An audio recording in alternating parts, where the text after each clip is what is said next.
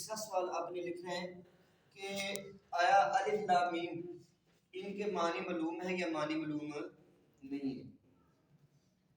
حروف مقطعات ان کو کیا کہتے ہیں؟ حروف مقطعات.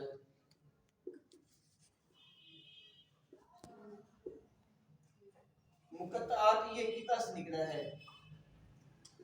کتا کا معنی کیا ہوتا ہے؟ ٹکڑا. کتا کا معنی کیا ہے؟ دیکھیے الف کو ایک ٹکڑا کر کے پڑھا، لام کو دوسرا ٹکڑا اور میم کو تیسرا ٹکڑا. یعنی اس کو علم نہیں پڑھ سکتے بلکہ اس کو ٹکڑے ٹکڑے کر کے پڑھتے ہیں. تو چونکہ ان کو ٹکڑے ٹکڑے کر کے پڑھتے جا رہے ہیں اس لیے ان کو حروف مقطعات کہتے ہیں. جی یہ بات سمجھ آ گئی؟ بھولے گی تو نہیں؟ نہیں. حروف مقطعات کو حروف مقطعات کیوں کہتے ہیں؟ اس لیے کہتے ہیں کیونکہ ان کو ٹکڑے ٹکڑے کر کے پڑھا جاتا ہے. آیا یہ جو حروف مقطعات ہیں کیا ان کا بیٹا کوئی معنی ہے یا معنی نہیں ہے؟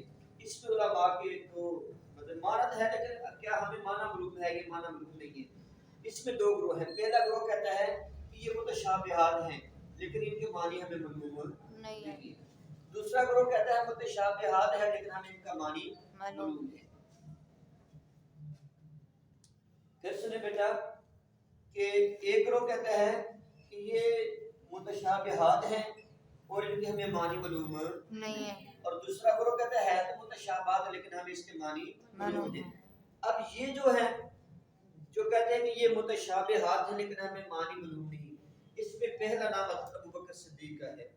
حضرت ابوبکر صدیق کہتے ہیں کہ ہر کتاب میں اللہ تعالیٰ کے راز ہوتے ہیں اور قرآن پاک میں اللہ کے راز صورتوں کے آغاز میں ذکر کردہ الفاظ ہیں.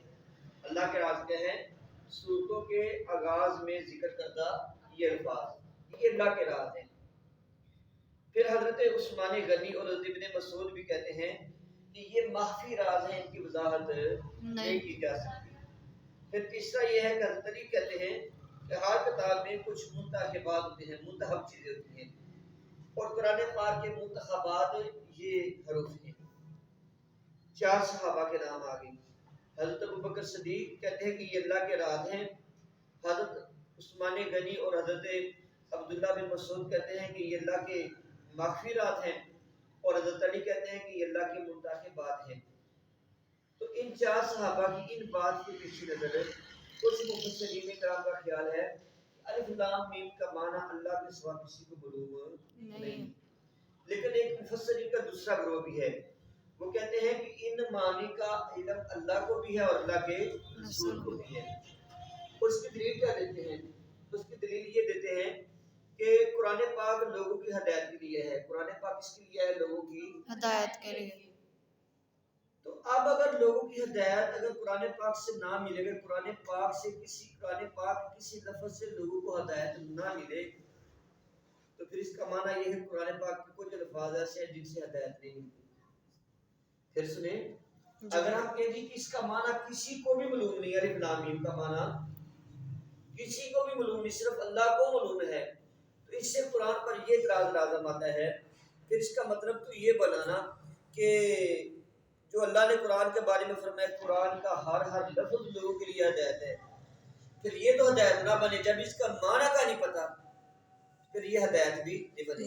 تو اسی طرح سے بچنے کے لیے ہمیں یہ ماننا پڑے گا کہ الف لام میم کا کوئی نہ کوئی معنی ہے لیکن وہ معنی نبی صلی اللہ علیہ وسلم کو ہے. یہ الف لام میم کا معنی ہے، اس کا حقیقی معنی یہ اللہ جاتا ہے، یہ اللہ کا رسول جاتا ہے.